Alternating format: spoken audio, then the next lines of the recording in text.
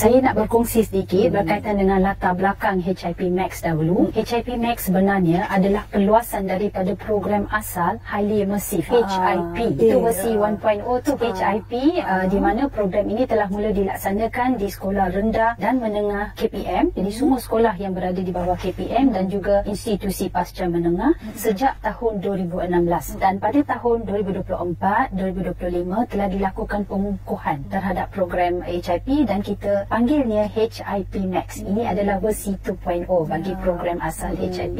Jadi bagaimanakah HIP ini mampu meningkatkan kemahiran lisan dalam kalangan murid? Kita lihat kepada aktiviti-aktiviti yang dilaksanakan di bawah program HIP Max. Yang pertamanya seperti yang telah saya terangkan baru-baru tadi adalah aktiviti CIE, Chat in English. So bila kita lihat kepada aktiviti CIE ini, sekolah perlu memastikan murid diberi pendedahan yang meluas kepada aktiviti-aktiviti bahasa Inggeris sebagai komponen luar kelas. Dan sekolah-sekolah dibantu oleh kementerian di mana sekolah diberikan satu kit pemula. Kit pemula ini mengandungi pelbagai aktiviti bahasa Inggeris yang boleh digunakan oleh guru dan boleh disesuaikan mengikut keperluan dan kemahiran murid di sesuatu sekolah, sebab sekolah yang lain mempunyai keperluan yang berbeza-beza. Jadi kit pemula ini adalah sebagai satu permulaan bagi sekolah, dan sekolah menggunakan aktiviti-aktiviti yang telah disediakan dan memastikan murid diberi pendedahan yang meluas selama seminggu dalam sebulan. Jadi dalam seminggu itu murid melaksanakan pelbagai aktiviti seperti bercerita bahasa Inggeris, menyanyi bahasa Inggeris, berpantun, berdebat bahasa Inggeris. Dan apabila kegunaan bahasa Inggeris ini dilakukan secara meluas, murid semakin yakin dan dia semakin bersemangat untuk menggunakan bahasa Inggeris dalam keadaan yang amat memberangsangkan. Dan aktiviti yang kedua di bawah HIP Max adalah apa yang telah saya nyatakan tadi, iaitu aktiviti Malaysian Folklore Story Fest.